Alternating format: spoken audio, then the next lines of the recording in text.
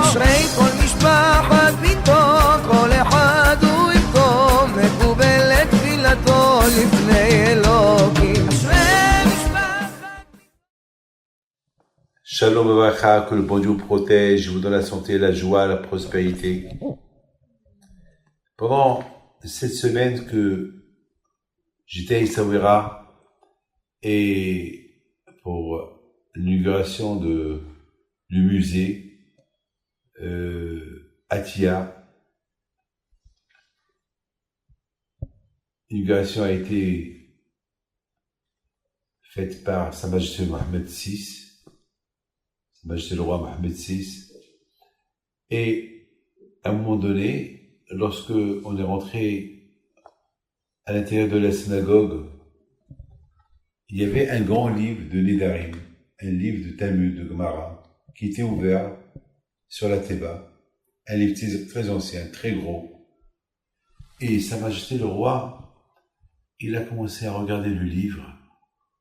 Il me dit, c'est quoi ça? C'est quoi ce livre?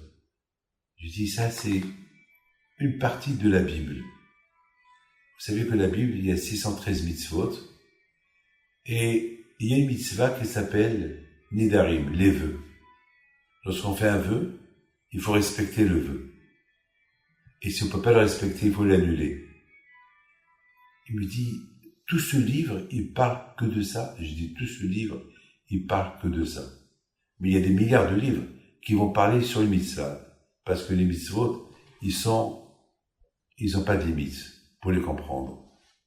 Et je lui ai expliqué que la femme qui fait un vœu et qu'elle est mariée, elle ne peut pas annuler elle-même son vœu. C'est son mari qui va l'annuler. Pourquoi? Parce que, étant donné que l'homme, c'est lui qui a marié la femme, c'est pas la femme qui a marié l'homme.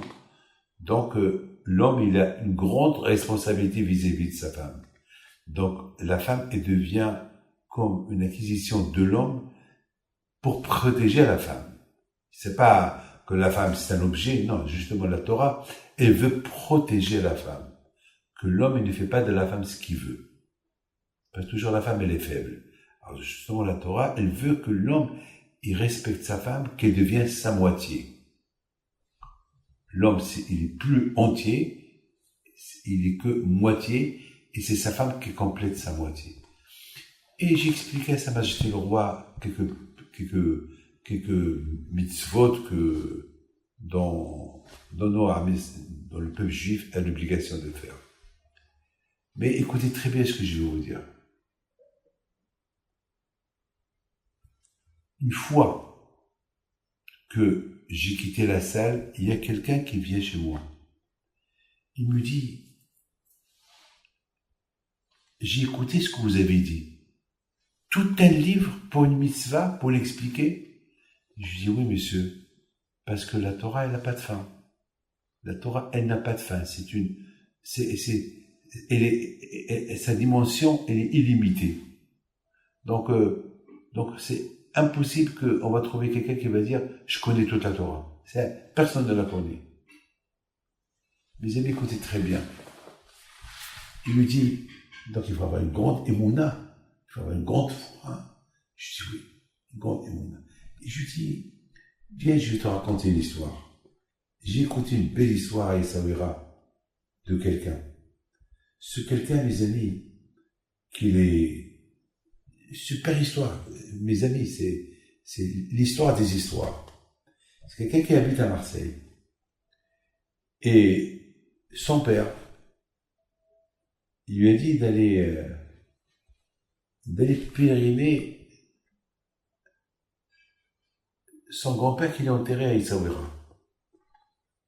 Parce que ce quelqu'un-là, il devait aller à Essaouira avec ses compagnons une vingtaine d'années, et il devait aller se promener à Essaouira. Et il n'était pas très religieux. Bon, il va au cimetière, il cherche, il ne trouve pas. Le cimetière était ancien, il ne trouve pas. Le gardien du cimetière, il lui dit, c'est dur de trouver le nom de ton grand-père. Mais on va chercher. Pendant un jour, il cherche trop pas.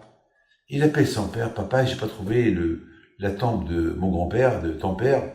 Donc, papa, je veux pas rester là toute la semaine à chercher tous les tombes. Il y a des milliers de tombes.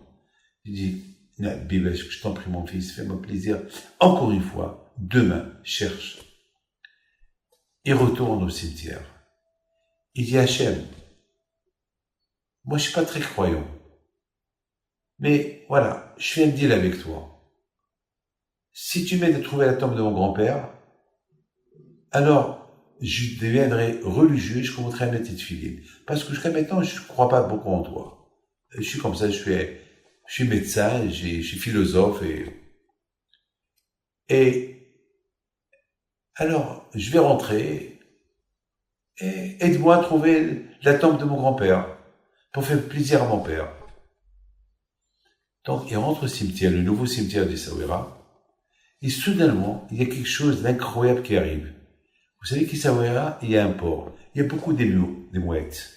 Il y avait des centaines de mouettes qui sont venues comme ça du ciel. Ils sont tous partis vers une tombe, au milieu du cimetière. Et le gardien du cimetière, c'est un musulman qui est très croyant. C'est un homme honnête, était vieux. Il m'a raconté beaucoup de miracles. Et il dit au monsieur, monsieur Le Gassi, j'ai jamais vu ça dans ma vie.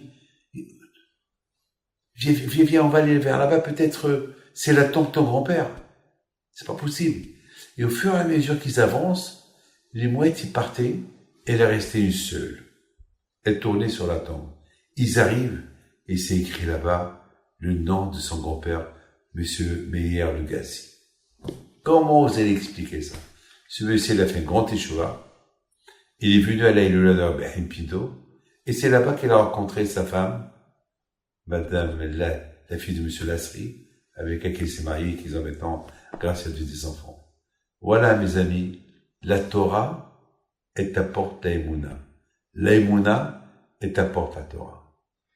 Que le bon Dieu protège et que le bon Dieu protège tous ceux qui nous écoutent. Amen.